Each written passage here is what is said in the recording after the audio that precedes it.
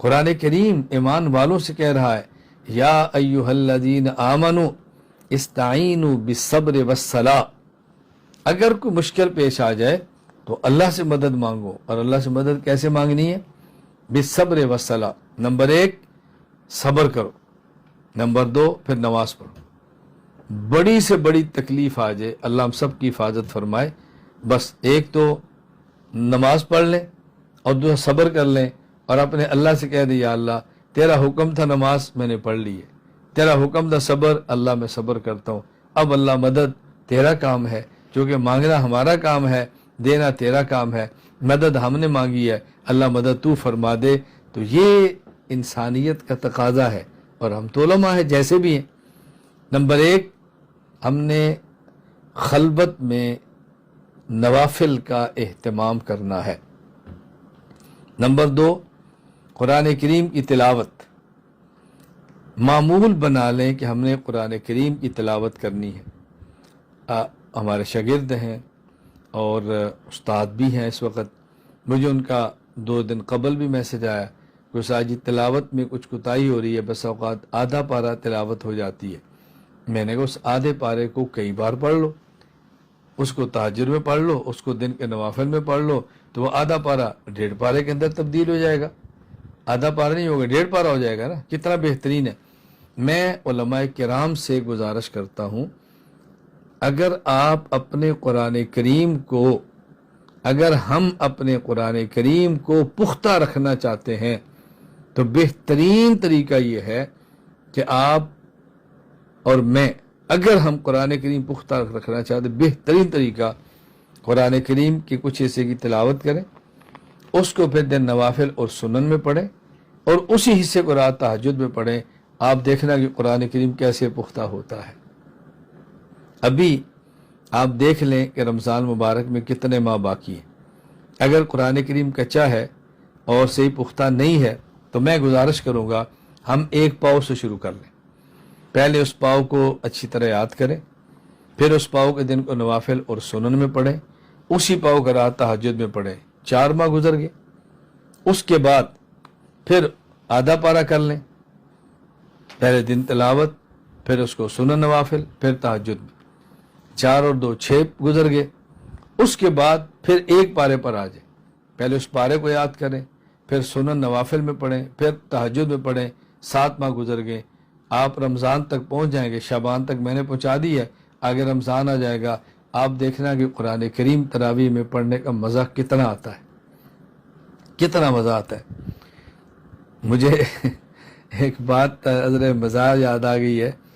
میں ملک کا نام بھی نہیں لیتا کہ فلاں ملک میں سفر پر تھا، اور لے بھی لوں حرج نہیں ہے، چونکہ عام بندہ تو نہیں سوچ سکتا میں کس کے بارے میں کہہ رہا ہوں. وہ بیان کے اندر شاید بیٹھے ہوں، وہ سنیں یا بعد میں سن لیں گے. تو میں ایک سفر پہ تھا، ساؤتھ افریقہ کا سفر تھا. تو ایک عالم تھے، مجھے وہ کہیں لے جا رہے تھے، گاڑی چلا رہے تھے. تو ایسے بات چل پڑی قرآن کریم اور تلاوت اور رمضان کے حوالے سے. تو وہ پختون تھے، تو چونکہ وہ حافظ نہیں ہے تو ایسے چلتے مجھے کہتے لگے اللہ کا شکر ہے میں تو حافظ نہیں ہوں کہ مجھے رمضان میں مصلی سلانا پڑے. یعنی ان کا مقصد یہ نہیں تھا کہ قرآن حافظ نہ ہونے پر کو الحمدللہ کہہ رہے ہیں، بس ایسے مزاح شغل میں کہنے لگے، کہتے اللہ کا شکر ہے میں تو حافظ نہیں ہوں کہ مجھے تراویح کے اندر قرآن پڑھانا پڑے، تو مجھے یاد نہیں کرنا پڑتا. میں بطور مزاحی بات عرض کرتا ہوں. تو ان کو شوگر کی بھی تکلیف تھی، تو مجھے کہنے لگے مولانا آپ نے شوگر کو کیسے کنٹرول کیا؟ الحمدللہ ثم الحمدللہ، اللہ کا بہت کرم ہے کہ ایک وقت تھا کہ میری شوگر 550 تک تھی، اور ایک وقت تھا کہ 335 تک خالی پیٹ صبح و شام دوائیوں کے ساتھ تھی، اور آج میرے اللہ کا کرم ہے کہ 120-30 پر ہوتی ہے بغیر دوائیوں کے الحمدللہ. اور بہت سے چیزیں میں آپ کو اب اپنی صحت پر تو تبصرہ نہیں کر رہا، میں بتاؤں میں کیا کیا کرتا ہوں. میں خیر سے گزارش کر رہا ہوں کہ وہ مجھے کہتے ہیں شوگر کنٹرول کیا تو مجھے بھی کچھ بتائیں. میں نے ویسے کہا، میں نے کہا شوگر کے لیے 2 باتیں بہت ضروری ہیں، آپ ایک واک کا خیال کریں اور دوسرا خوراک کا خیال کریں. مجھے کہتے خوراک میں کیا کریں؟ میں نے کہا خوراک میں ایک تو گندم کھانا چھوڑ دیں، اور چاول کھانا چھوڑ دیں، اور مٹھائی کھانا چھوڑ دیں. تو پٹھان تھے، مجھے مزاح میں کہتے ہیں ہمارے ابا آدم نے جنت چھوڑ دی اور گندم نے چھوڑی، اور آپ کہتے ہیں میں شکر کری گندم چھوڑ دوں، یہ مولانا صاحب کیسے ہو سکتا ہے؟ یہ نہیں ہو سکتا، کوئی اور علاج ہے تو بتائے۔